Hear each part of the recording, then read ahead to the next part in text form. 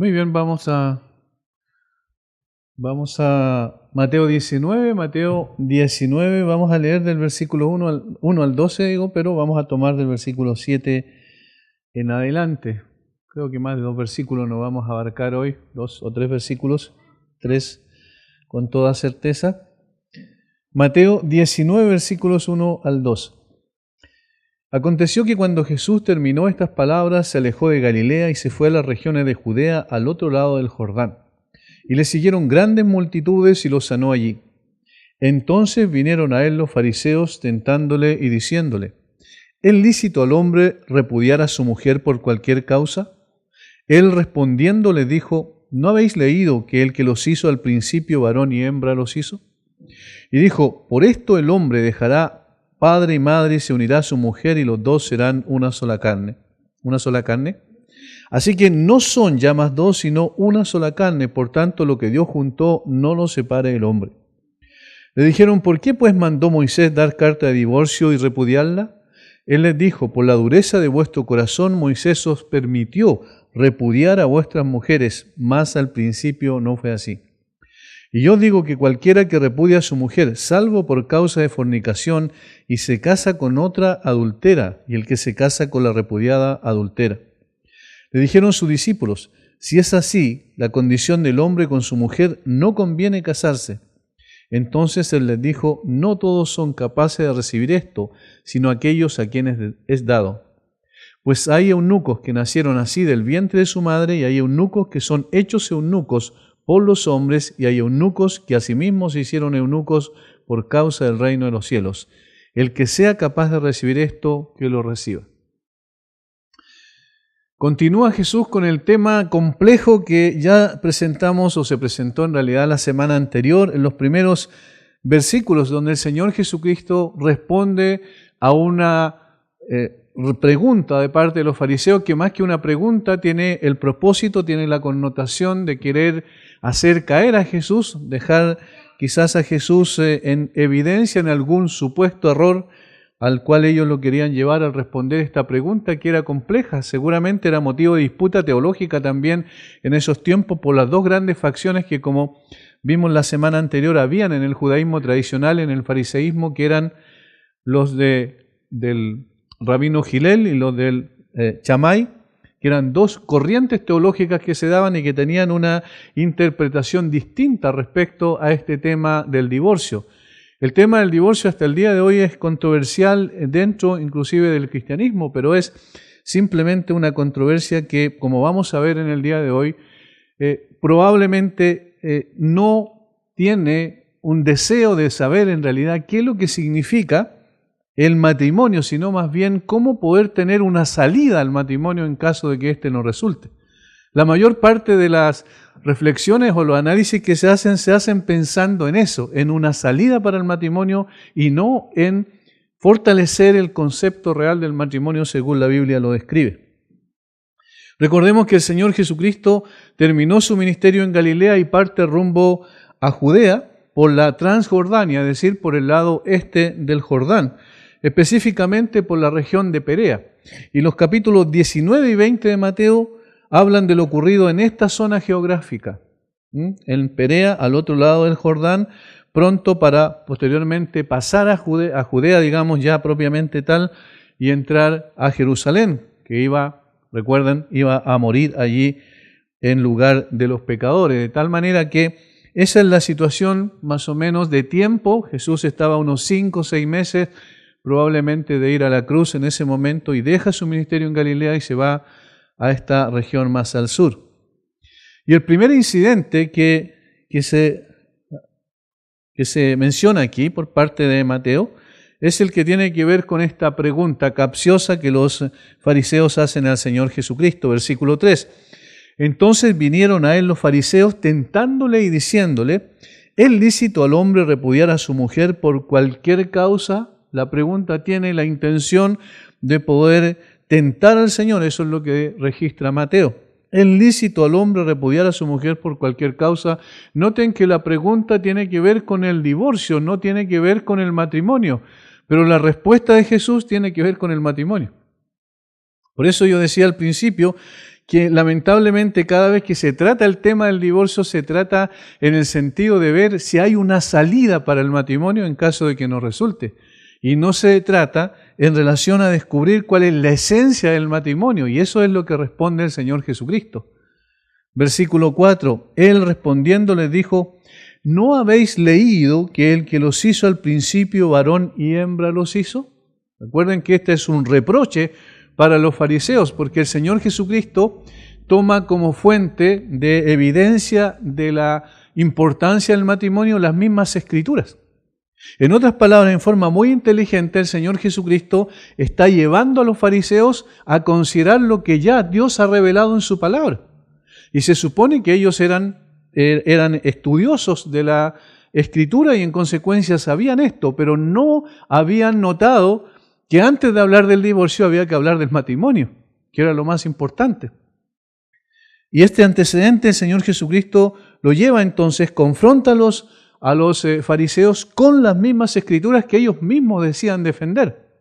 Porque las dos citas que hace, las hace del Pentateuco, es decir, de los primeros 5 libros de la Biblia y particularmente del Génesis en este caso y de los primeros capítulos de Génesis. El Señor le respondió: ¿no habéis leído que el que los hizo al principio varón y hembra los hizo? Ven, ahí está el antecedente. Varón y hembra los hizo. ¿Cuántos varones y cuántas hembras hizo? 1 para cada uno. Entonces, obviamente está hablando de una relación monógama, es decir, cuando habla entonces del matrimonio, enseguida va a dejar bastante claro que el propósito inicial de Dios fue un hombre para una mujer para un hombre. Ese es el sentido que el Señor quiere enfatizar y le está diciendo: esto está realmente en las Escrituras, y ustedes que son expertos ni siquiera se han percatado de eso. Noten cómo el Señor otra vez está apuntando a lo más importante que es el matrimonio y no a la salida a la cual ellos estaban preguntando para tratar de encontrarle en algún error. Jesús da 4 razones por las cuales el matrimonio es indisoluble ante los ojos de Dios. Primero, porque Dios creó un hombre para una mujer, como acabamos de decir. Segundo, porque Dios los unió con un vínculo permanente. El texto de Génesis capítulo 2, versículo 24. Dejará al hombre a su padre y a su madre y se unirá a su mujer. Ese es un vínculo de unión permanente. El tercero, Dios hizo de ambos una sola carne. Eso es una unidad indivisible. Recordemos que la palabra que se usaba ayer es la misma que se usa posteriormente en Deuteronomio capítulo 6, versículo 4, en el famoso Shema: oye Israel, Jehová nuestro Dios, Jehová uno es. Es la misma palabra, entonces está relacionando la unidad de la Trinidad en este sentido con la unidad indisoluble en consecuencia de el matrimonio. Por tanto, este es el tercer argumento, la razón que el Señor da respecto a la indisolubilidad del matrimonio. Y en cuarto lugar, el matrimonio es obra de Dios, porque el final dice que ningún hombre tiene derecho a disolverlo, versículo 5, y dijo: por esto el hombre dejará a su padre, a su madre, se unirá a su mujer, y los dos serán una sola carne. Así que ya no son más dos, sino una sola carne. Por tanto, lo que Dios juntó, no lo separe el hombre. Está dejando claramente establecido que el Señor, cuando reveló eso, nunca estuvo pensando en el divorcio, sino que siempre estuvo pensando en la unión indisoluble del matrimonio. Ese es el énfasis que el Señor muestra. No respondió directamente: ¿es lícito al hombre repudiar a su mujer por cualquier causa? Lo lógico, y nosotros probablemente responderíamos sí o no. ¿Es lícito o no es lícito? ¿Cuándo? ¿En qué circunstancias? Sin embargo, el Señor dijo no. En realidad, el propósito inicial de Dios siempre, revelado en las Escrituras, es que el matrimonio no tenga disolución, que se mantenga en forma permanente a través del tiempo. Porque de esa manera, veíamos la semana anterior, refleja el carácter de Dios también, del Dios trino, que existe en 3 personas, ¿cierto? Pero es un solo Dios, es una unidad indivisible. Y así también el hombre y la mujer deben mantener esa unidad indivisible. Siempre fue el propósito de Dios este.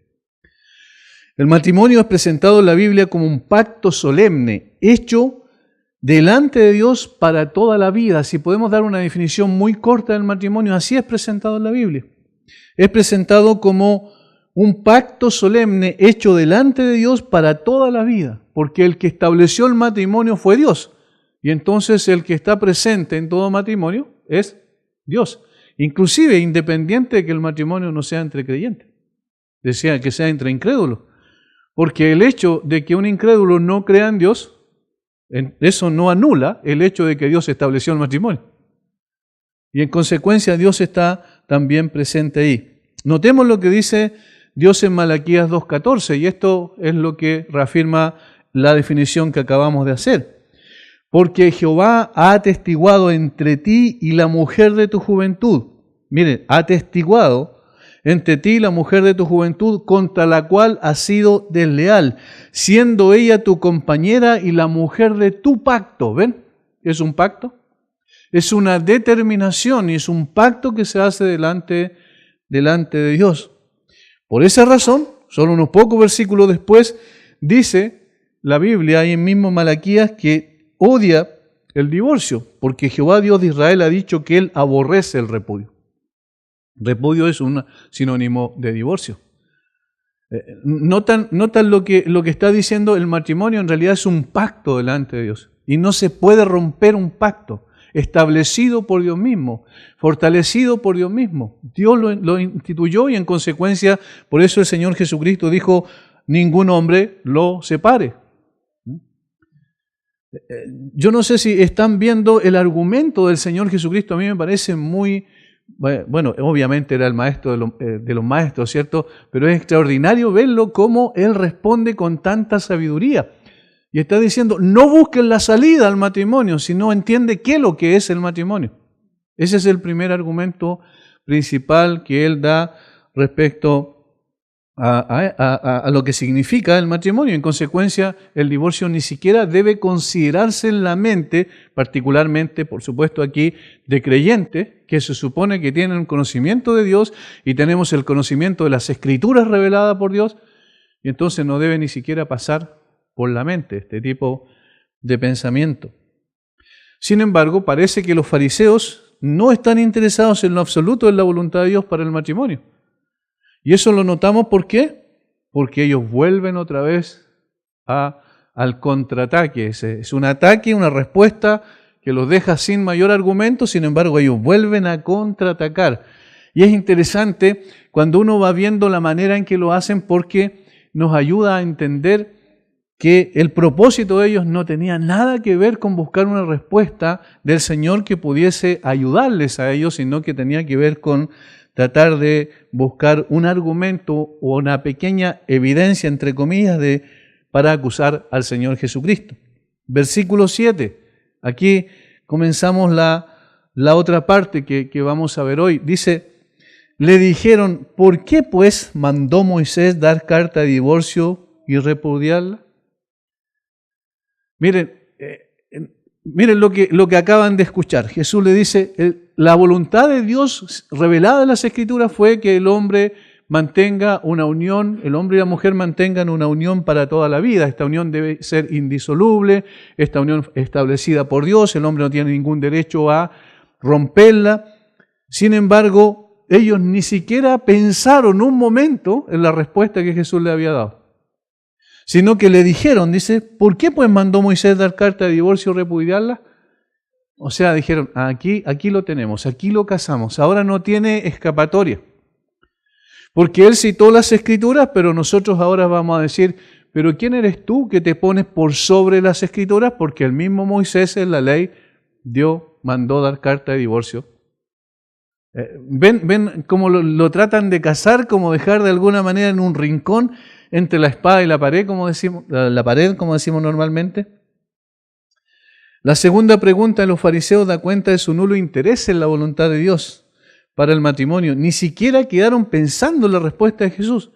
Jesús lo llevó al principio para demostrar que Dios siempre había mandado que el matrimonio fuera para toda la vida, sin excepción alguna. Pero vemos en este verso que estos religiosos siguen apuntando a la excepción y no a la regla. La regla era el matrimonio para toda la vida, la excepción es la que ellos estaban buscando. Notemos cómo como ellos, haciendo su propia versión de la palabra de Dios, citan a Moisés en forma malintencionada para poner a Jesús contra Moisés. Y Moisés era el líder más respetable, más respetado por el pueblo en general y también por los fariseos. De hecho, ellos decían que eran guardadores de la ley de Moisés. Recuerdan que inclusive posteriormente, cuando el apóstol Pablo va por Europa y por otras partes, por Asia Menor, plantando iglesias, los judaizantes seguían a Pablo para tratar de convencer a los demás que además de creer en Cristo, era necesario guardar la ley de Moisés. Entonces Moisés era un referente importantísimo para los fariseos y para el pueblo en general. ¿Qué es lo que quisieron hacer ellos entonces? Al hacer esta pregunta, quisieron decir, bueno, pero tú estás violando la ley de Moisés. Y si violaba la ley de Moisés, entonces iba a ganarse el repudio del pueblo. ¿Y qué venía después? La acusación de blasfemia. ¿Y qué venía después? Obviamente la entrega a las autoridades romanas. Ese era el propósito que siempre había en el corazón de estos hombres. No tenían ningún interés en aprender, sino que querían destruir al Señor Jesucristo. Entonces ponen a Jesús contra Moisés. El propósito es que si Jesús responde algo en contra de lo que ellos pensaban que Moisés había dicho, entonces habían logrado su objetivo de poner al pueblo contra Jesús. Es interesante que esta es la misma táctica de aquellos que a veces dicen adherir al cristianismo. Citan su propia versión de las Escrituras con el fin de buscar justificación a la manifestación de sus propios deseos pecaminosos. Hay personas que preguntan, pero ¿cómo acá dice esto? Y tratan de cuestionar la enseñanza que está evidentemente clara en las Escrituras para poder justificar una vida cristiana no consecuente. Una vida cristiana que les dé la posibilidad de vivir según sus propios anhelos para satisfacer sus propios deseos. Por tanto, la actitud de los fariseos no es solo de ellos, sino que es parte de la naturaleza humana, del corazón humano. Cuando el apóstol Pablo acusa, por ejemplo, en Filipenses capítulo 3, versículos 18 y 19, dice llorando, denuncia a los enemigos de la cruz, ¿recuerdan? Cuando el apóstol Pablo hace eso, los enemigos de la cruz estaban dentro de la iglesia. Eran personas que aparentaban piedad, pero en realidad no eran piadosos. Porque dice Pablo que su Dios es el vientre, hablando en un sentido general, utilizando una metáfora para hablar sobre los deseos sensuales que lo guiaban, es decir, la satisfacción de los deseos, ese era su anhelo principal. Dicen que el pecado era, digamos, en vez de avergonzarse de su pecado, en realidad se gloriaban en su pecado. Y dice que además de eso tenían su mente puesta en las cosas de la tierra. Esa descripción que hace el apóstol Pablo está mostrando que eran personas que aparentaban ser creyentes, pero no lo eran. Y estos andan buscando siempre argumentos para tratar en la Biblia, sacarlo de contexto o interpretando según su propia versión para poder hacer lo que ellos deseaban. Parecen ser bíblicos, pero no están realmente interesados en la voluntad revelada de Dios. Esto pasó con los fariseos. ¿Por qué, pues, mandó Moisés dar carta de divorcio y repudiarla? Los fariseos están diciendo en otras palabras, si dices que esto es verdad, que el matrimonio es para toda la vida, entonces, ¿por qué Moisés mandó el divorcio? ¿Está acaso diciendo que Moisés estaba equivocado? ¿Estás acaso diciendo que Moisés estaba equivocado? ¿No estarás tú tratando de abrogar la ley divina que se le dio a Moisés? ¿Tú te estás colocando por encima de Moisés como legislador? Todas esas preguntas están implícitas en esta pregunta del versículo 7. ¿Por qué pues mandó Moisés dar carta de divorcio y repudiarla? Interesante que aquí ellos enfatizaron una palabrita en la pregunta, ¿por qué pues mandó Moisés dar carta de divorcio y repudiarla? ¿Dónde aparece eso en la Escritura? Si revisamos todo el Antiguo Testamento, no vamos a encontrar que Moisés mandó o ordenó el divorcio. Nunca aparece eso en la Biblia. Es decir, ellos estaban haciendo su propia versión de las Escrituras. El mismo Mateo utiliza esta palabra, en telomai en griego, que se traduce mandó, para describir el quinto mandamiento en el capítulo 15, versículo 4, cuando habla sobre honrar a padre y madre. Y dice, mandó Moisés, dice el Señor, pero ahí categóricamente es lo que está en la Escritura. Cuando Jesús también ordenó a los discípulos que no dijeran nada de lo que vieron en el monte de la transfiguración, les mandó que no dijeran a nadie lo que vieron, Mateo 17, 9. También aparece esta misma palabra en la Gran Comisión, enseñándoles que guarden todas las cosas que os he mandado, en la misma palabra. Entonces ellos estaban diciendo, pero tú dices que el matrimonio debe ser para toda la vida, pero resulta que Moisés ordenó el divorcio.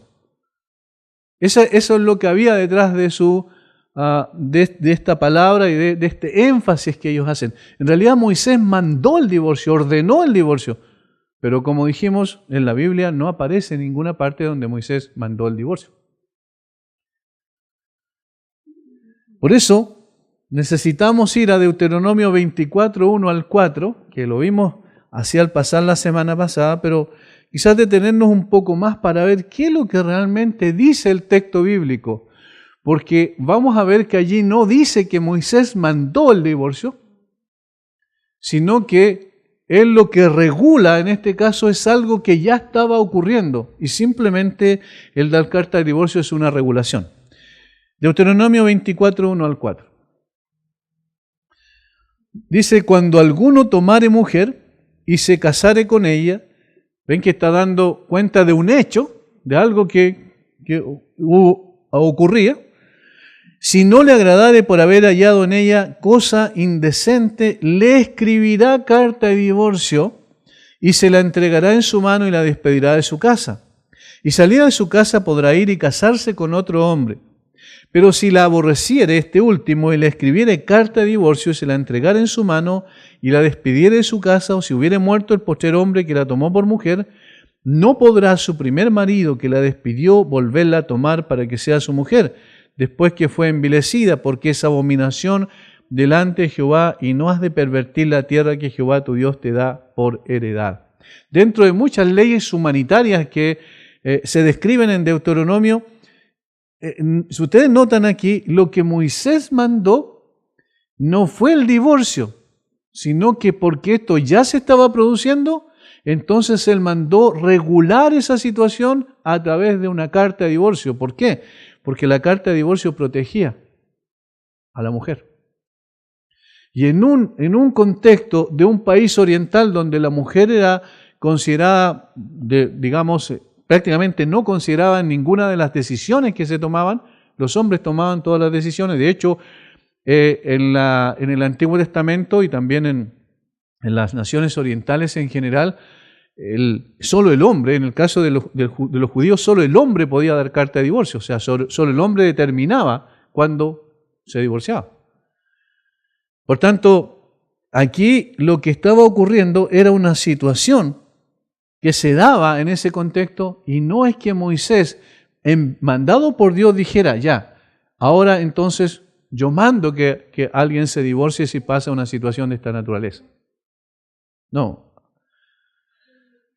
Esto se puede apreciar en el hecho de que no aparece ningún imperativo o mandato a divorciarse, sino más bien a regular el divorcio por medio de una carta, que al mismo tiempo tiene por objeto proteger a la mujer, permitiendo que se pueda casar con otro hombre, la mujer repudiada, es la que dice el texto aquí.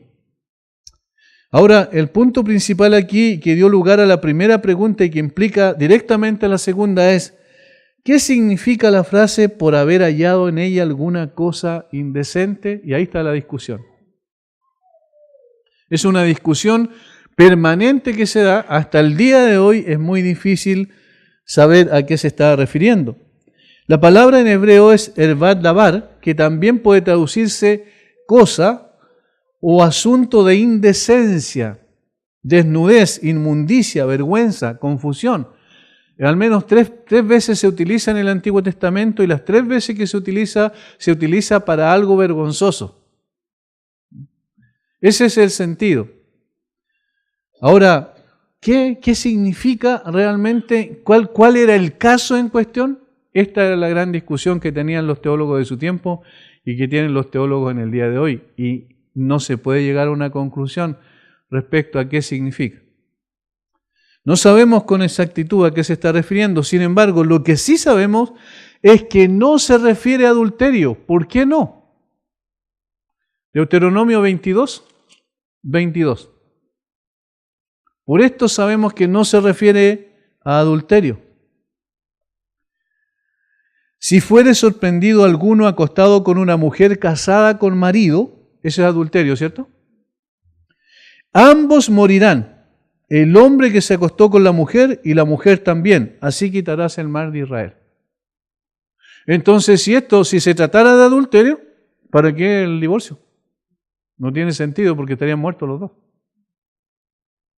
Entonces, lo que sabemos con certeza es que no se refiere a adulterio. Sea cual sea la situación, aquí es una situación grave. Y eso se implica por la palabra que nosotros analizamos, indecente. Algo que fuera repudiable, algo horrendo desde el punto de vista de la relación, que podía producir problemas serios en la relación. Entonces, si el hombre encontraba eso, en ella podía dar carta de divorcio. Pero miren, podía, no debía. ¿Entienden la diferencia?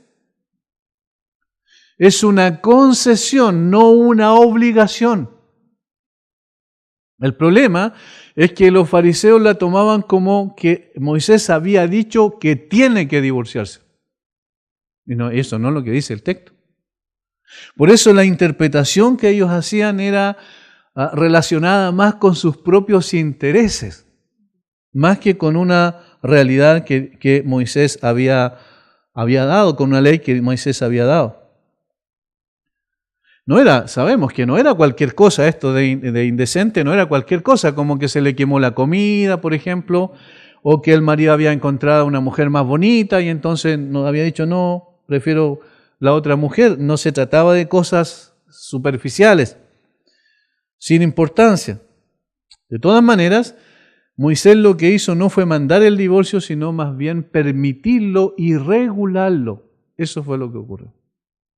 Ahora yo quiero que pensemos un poquito en lo siguiente.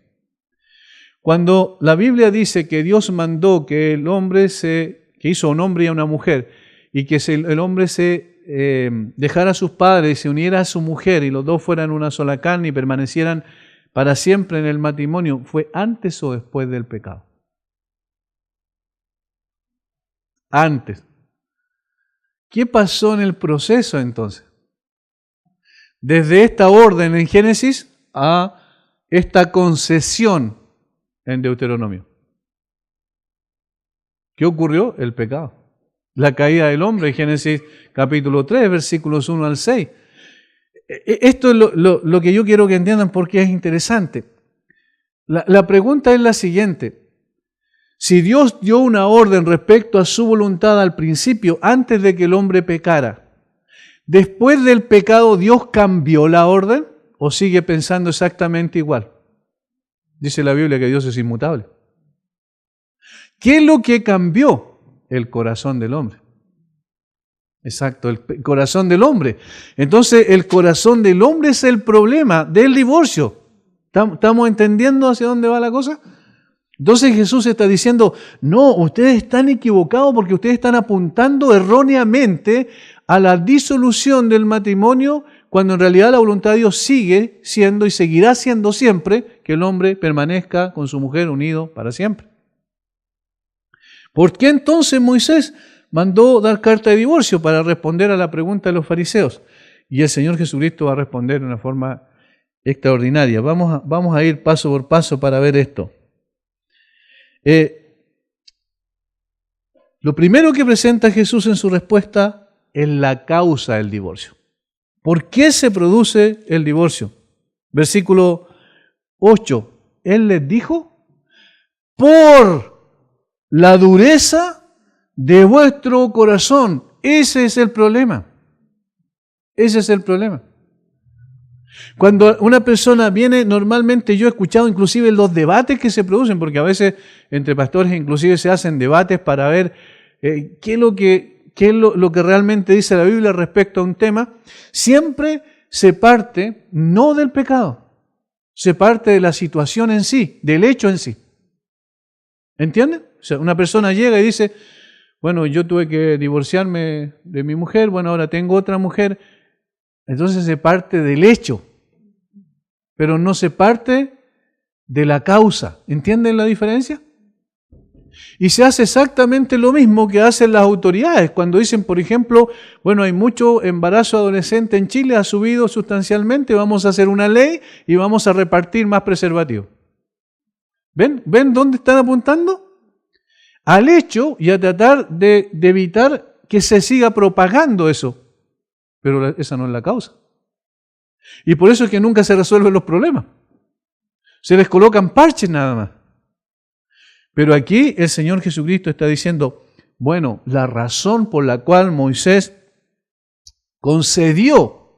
hizo una concesión, no un mandato, para dar carta de divorcio, es por la dureza de vuestro corazón. Ese es el problema.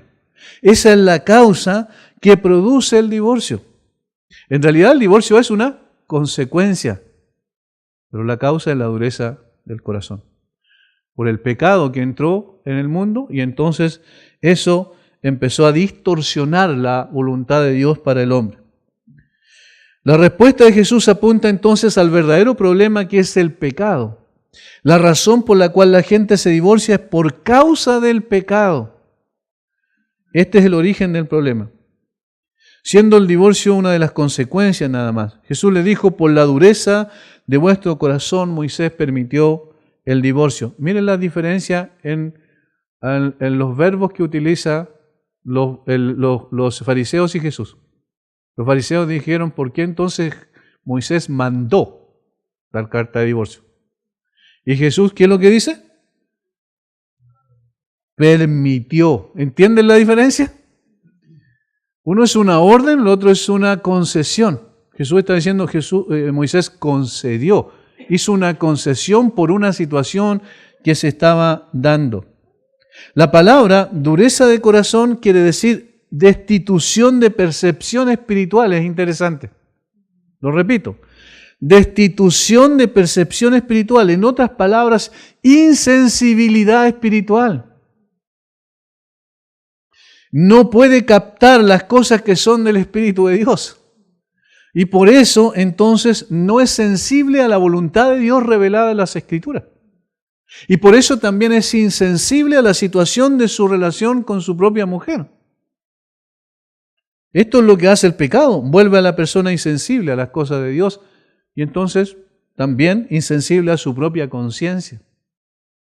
La dureza de corazón es el problema, es la base, la causa de todo lo demás.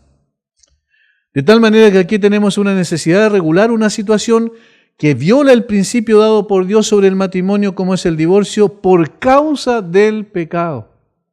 ¿Qué es lo que estaba pretendiendo entonces Jesús? Que los fariseos revisaran su propio corazón. El problema no estaba en la discusión teológica, sino estaba en el problema interno de su corazón. La mayor parte de los problemas que se dan inclusive en el día de hoy en la iglesia no está en tratar de averiguar qué es esto otro, sino en mirar el propio corazón. Porque tenemos que pensar antes de buscar una solución a algo, ¿por qué estoy buscando la solución o cuál es la causa que produjo ese problema? Jesús está tratando de que los fariseos puedan revisar las propias motivaciones de su corazón y ver que ahí está el problema. La dureza del hombre, no solo de los fariseos, la dureza del hombre en general es la que trajo consigo el hecho de que se hiciese una concesión, pero nunca es la voluntad de Dios el divorcio.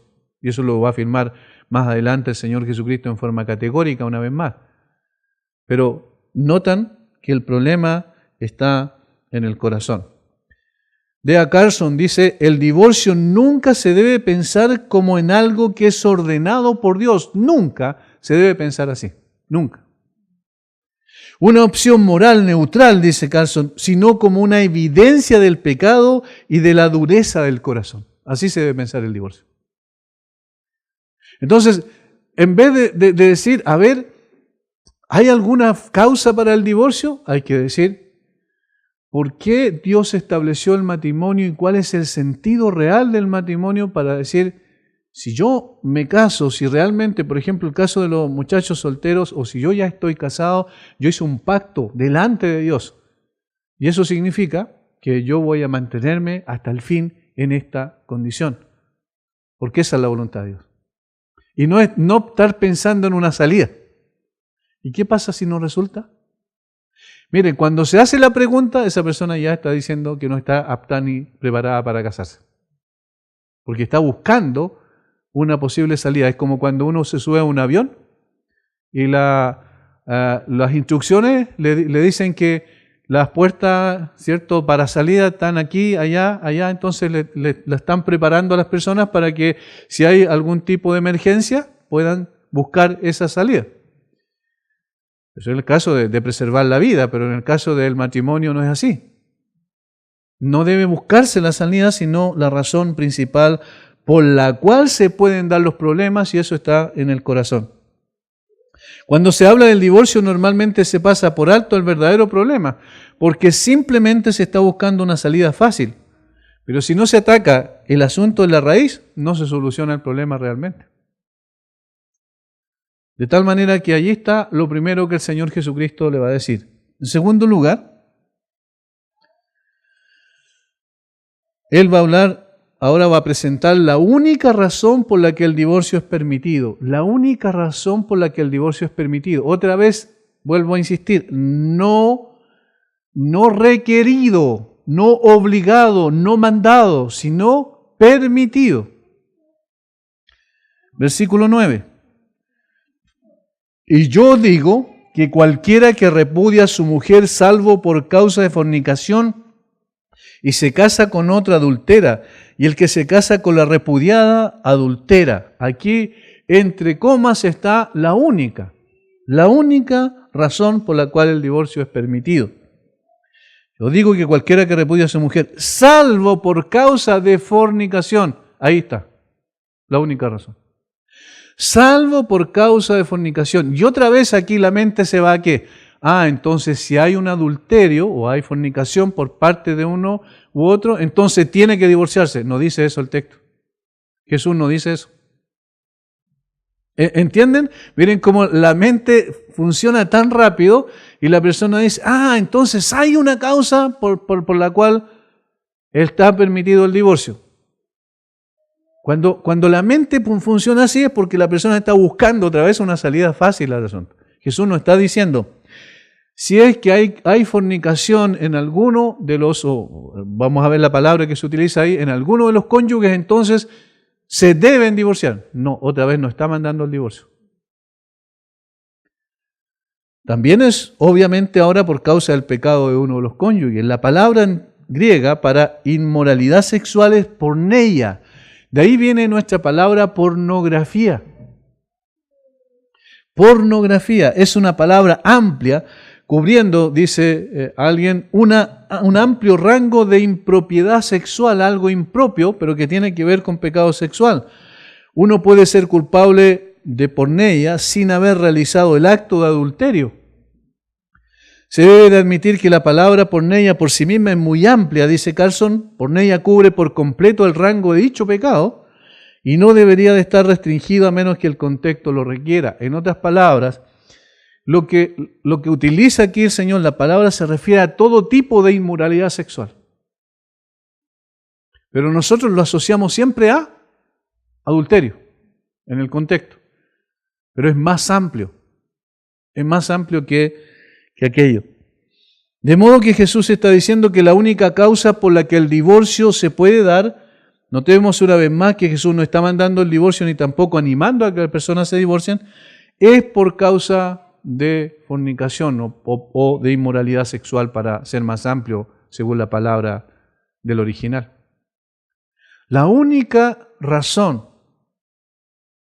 La inmoralidad sexual por sí misma no rompe el matrimonio. Ojo con esto, porque uno ha escuchado estos argumentos. Bueno, si se relaciona sexualmente con otra persona, entonces ya se casó con esa persona. No, el matrimonio no es eso. Cuidado, porque uno ha escuchado esos argumentos. Entonces, ¿se casó con ese y rompió el vínculo anterior? No, porque el matrimonio es más que un acto sexual. Eso es lo que estábamos viendo anteriormente. El matrimonio es un pacto delante de Dios, mucho más que una relación sexual. Pero esta situación puede ser causa de divorcio si no existe arrepentimiento del ofensor y perdón de la persona ofendida por este acto. ¿Qué es lo que tenemos que entender? Que una persona, un ser humano, no rompe nunca el pacto, porque el pacto fue establecido delante de Dios. Ahora, aquí es donde es interesante. Por eso es que una persona que se divorcia y no tiene una causa establecida claramente en las Escrituras como la que Jesús establece, esa persona, si se casa, está adulterando. Y lo va a estar toda la vida, independiente de lo que esa persona piense o alguien le aconseje. Ese es el problema. Sí, no es un asunto tan simple. En otras palabras, si se llegara a dar este pecado en un matrimonio, con todo lo horrendo que es delante del Señor y de los cónyuges, noten esto, aún hay posibilidad de reconciliación. Jesús nos está diciendo, si se produce un pecado de esta naturaleza, divórciense de inmediato. No, nunca dice eso. Jesús no anima el divorcio. ¿Por qué? Porque Él es consecuente con lo que su Padre ha revelado en las Escrituras. El matrimonio es para toda la vida. Pero por esa concesión, producto del corazón endurecido del hombre, por causa del pecado, entonces el divorcio es permitido en esta situación específica solamente. Recordemos que entre creyentes, esto es muy importante, el perdón debe ser ofrecido, ¿cuánto? ¿Una vez? ¿70 veces 7? Siempre. ¿No es verdad? Siempre. Porque Dios nos ha perdonado de esa manera. Entonces, el asunto es este. Si llega a ocurrir esta situación en un matrimonio, por ejemplo, ¿se debe divorciar ese matrimonio cristiano por esta razón? No, está diciendo que se debe buscar la reconciliación a toda costa. Y eso se va a lograr cuando haya arrepentimiento y haya perdón. Y hermanos, los que llevamos casados un buen tiempo sabemos que así se forman los matrimonios, con arrepentimiento y perdón. Porque somos dos seres humanos imperfectos que se casan. Y no existe ningún matrimonio que haya caminado perfectamente siempre. Si alguien dice eso, está ignorando las Escrituras. Entonces, ¿qué es lo que está implicado en lo que dijo el Señor Jesucristo? Le está diciendo, primero, hay una causa por la cual el divorcio se permitió por una concesión, y es el problema de la dureza del corazón, el problema del pecado. Segundo, está diciendo, hay una sola razón posible para divorciarse, y esta es la inmoralidad sexual por causa de uno u otro de los cónyuges. Pero esto no implica que debe divorciarse, sino que puede divorciarse. La parte ofendida no está obligada a permanecer en el pacto matrimonial, pero si es un creyente genuino, va a buscar la solución. No existe otra razón bíblica para el divorcio. Alguien dijo acertadamente, notamos que la incompatibilidad, ya no amarse mutuamente, brutalidad o algún tipo de agresión, ¿cierto?, entre ellos, y miseria, por ejemplo, pobreza, no son causas para el divorcio. Ojo con esto, porque en el día de hoy y yo he visto muchas veces, incluso la consejería a veces se da en función de un asunto más sentimental que bíblico.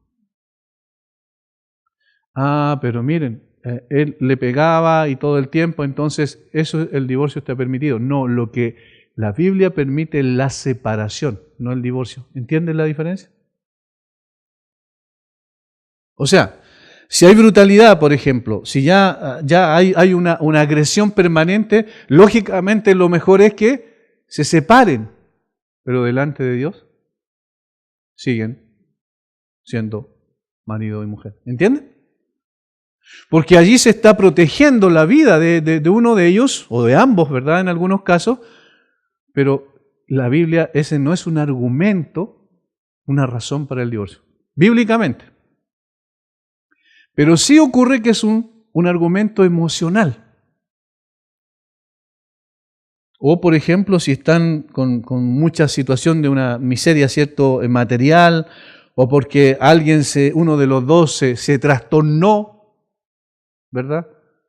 Dice, no, bueno, pero este es el argumento que he escuchado siempre, pero tiene derecho a ser feliz. ¿Sí o no? Ese es el argumento. Y la otra persona dice, sí, en realidad tiene derecho a ser feliz. Pero la Biblia no da lugar a eso. Ahí está el asunto. ¿Y qué vamos a aplicar? ¿Vamos a aplicar nuestras emociones y sentimientos o lo que dice la Escritura? Los reformadores decían sola Escritura, nosotros decimos sola Escritura, pero depende. No, eso no es. Ahora, cuando se produce, por ejemplo, si se llegase a producir una separación por causas bastante fuertes como las que aquí mencionamos, en esa separación, y Pablo lo va a decir, no debe, digamos, ninguno de los que están separados, si están en el Señor, casarse. Porque eso es adulterio. Porque delante de Dios todavía siguen casados, aunque no estén juntos. ¿Entienden? Eso lo dice Pablo en 1 Corintios 7:11. Más adelante la vamos a examinar con más detalle. Estas palabras de Pablo demuestran que un matrimonio cristiano podría de hecho separarse por causas que no justifican un divorcio bíblico. Separarse, no divorciarse. Puede ser por un sentido desacertado de espiritualidad, dice alguien. Puede ser por causa de una infelicidad general, o conflicto, o abuso, o miseria, o pobreza. Pablo reconoce, sin animar en lo absoluto, que uno puede apartarse en dichas circunstancias, pero no se pueden considerar a sí mismos divorciados con el derecho de volverse a casar, porque su matrimonio no se ha separado por causas bíblicas de divorcio. Han separado, pero deben mantenerse célibes en esa separación, porque de lo contrario, igual, están adulterando. Notemos la palabra y aquí donde se ve que es una excepción y no la regla. Jesús dice, salvo por causa de fornicación. ¿Ven? Es una excepción, no es la norma. Jesús está afirmando lo indisoluble del matrimonio, por eso habla del divorcio como una excepción, no como una regla. Su autoridad se ve en su expresión, y yo os digo, del versículo 9, y yo os digo. Aquí hay una autoridad implícita en la forma en que el Señor Jesucristo se está expresando. Esto implica entonces que hay una sola razón para el divorcio. Y en tercer lugar, Jesús presenta una advertencia solemne. Miren la manera en que lo dice, eso muestra que es una advertencia. Dice, y yo digo que cualquiera que repudia a su mujer, salvo por causa de fornicación, y se casa con otra, adultera, y el que se casa con la repudiada, adultera. Cuidado con el adulterio, está diciendo. Es una advertencia solemne. Cuidado con del adulterio. No repudies a tu mujer por cualquier causa. Eso es lo que está diciendo Jesús. No te divorcies de tu mujer por cualquier causa. Esto daba en el corazón de los fariseos. ¿Por qué? Porque estos hombres tan escrupulosos para guardar la ley y orgullosos por ello, eran realmente adúlteros al buscar cualquier resquicio para divorciarse de su mujer. Y miren cómo el Señor Jesucristo da vuelta el argumento de ellos. Ellos quisieron tentar al Señor Jesucristo a través de esta pregunta y ahora el Señor los está dejando en evidencia a ellos mismos. Está diciendo, el problema de ustedes es que ustedes están buscando una salida al matrimonio porque les conviene, para satisfacer sus propios deseos. Como se puede ver en Mateo 5, en el Sermón del Monte, los fariseos decían, no cometemos adulterio. No, jamás hemos cometido adulterio. Capítulo 5, miren cómo el Señor Jesucristo desnuda su realidad. Versículo 27. Oísteis que fue dicho, no cometerás adulterio. ¿Y qué es lo que decían implícitamente los fariseos? Nosotros no hemos cometido adulterio. Pero yo os digo que cualquiera que mira a una mujer para codiciarla, ya adulteró con ella en su corazón. El Señor Jesucristo está apuntando el problema de ustedes es su corazón, ¿ven? Si cometen adulterio, le está diciendo el Señor. Ustedes cometen adulterio de dos maneras. Uno, cuando ven a una mujer para codiciarla, lo cometen en su corazón. Y en segundo lugar, y esto es la parte aquí más explícita, en segundo lugar, ustedes cometen adulterio porque se divorcian por razones no bíblicas. Esa es la segunda forma por la cual se comete adulterio. Porque se divorcian por razones no bíblicas. Y cuando hacen esto, ustedes proliferan el adulterio por todos lados, lo masifican. ¿Por qué? Porque cuando alguien se divorcia por razones no bíblicas, los dos que se divorcian al tener otra relación posteriormente están en adulterio. O sea, se está multiplicando el adulterio. Eso es lo que está diciendo. Por eso decimos que es una advertencia solemne que Jesús hace. Por eso dice, y se casa con otra, adultera. Y el que se casa con la repudiada, adultera. O sea, en el fondo, en lugar de llevar la imagen de Dios, ustedes están llevando una imagen totalmente distorsionada. Ese es el problema del hombre. Son adúlteros de primer orden. Eso es exactamente lo que él le está diciendo. Ahora, ¿cómo sabemos que eso sucedía? Vamos a verlo la próxima semana junto con el otro párrafo, pero yo quiero que vean así al pasar versículo 10. Miren la pregunta de la afirmación en realidad de los discípulos del Señor Jesucristo. Los discípulos, ahora no los fariseos. Le dijeron a sus discípulos, si así es, la condición del hombre con su mujer, no conviene casarse. ¿Lo notaron o no? Los discípulos del Señor. Si es así la condición del hombre con su mujer, entonces no conviene casarse. ¿Qué es lo que ellos estaban buscando también? Lo mismo. ¿Ven? Lo mismo. ¿Ven cómo el corazón del hombre es igual? Ellos estaban buscando exactamente lo mismo que los fariseos, pero en una manera distinta quizás, pero tenían la misma intención. Entonces, no es conveniente casarse. Porque ¿qué es lo que entendieron ellos? Ellos entendieron correctamente lo que Jesús estaba diciendo. Que no debían divorciarse, que debía ser para toda la vida. Ese era el énfasis de Jesús. Y ellos dijeron, no. Así no se vale. ¿Cierto? Así. No, es con esa regla de juego, no. Mejor no entrar a la cancha. Jesús está desalentando el divorcio al advertir que nadie repudia a su mujer por cualquier causa. En lugar de promoverlo, lo que está haciendo es desalentarlo.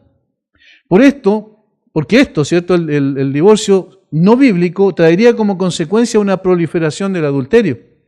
El que repudia a su mujer y se casa con otra adultera, y el que se casa con la repudiada adultera. La razón es evidente: cualquiera que se divorcie por otra causa que no sea inmoralidad sexual, sigue casado a los ojos de Dios. De tal manera que si inicia una nueva relación con otra persona, está en adulterio. Su matrimonio no fue disuelto por una causa bíblica. Y lo que Dios juntó, no lo separe el hombre. Ahí está. Más claro no puede estar.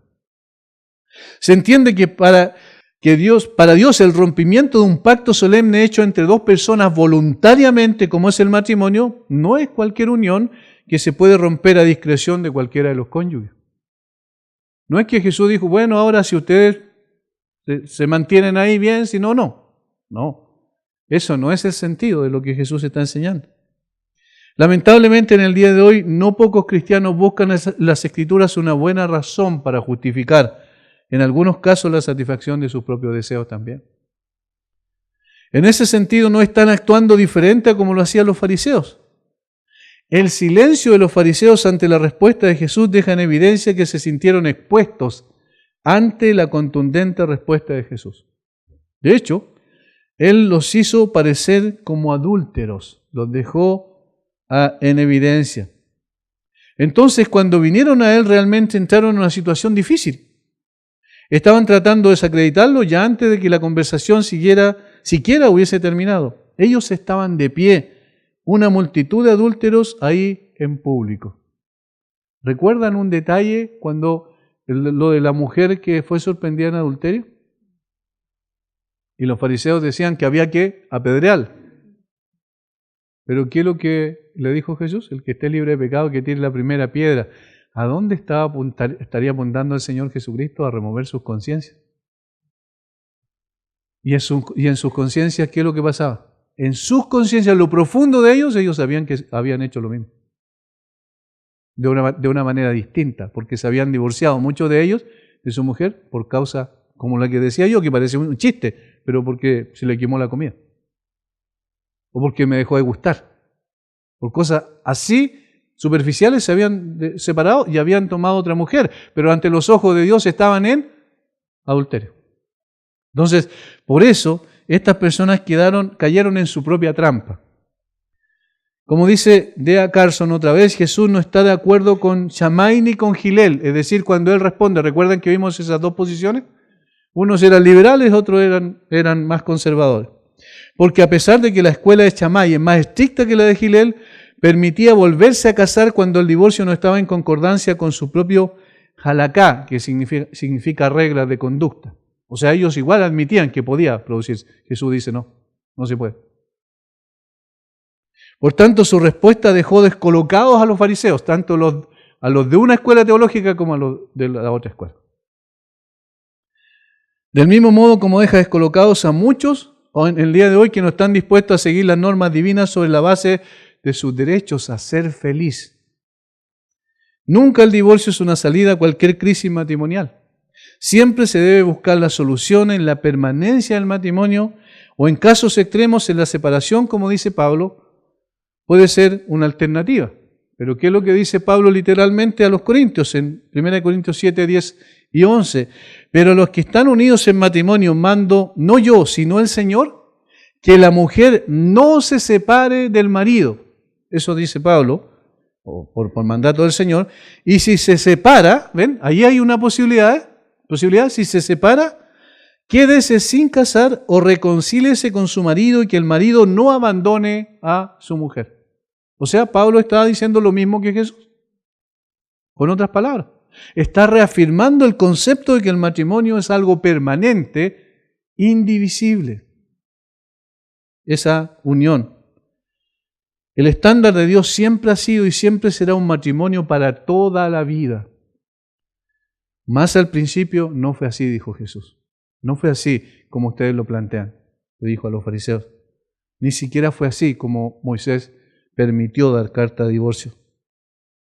El hombre redimido debe ser consciente de que su matrimonio es para toda la vida y luchar para mantener ese estatus delante de Dios y de los hombres.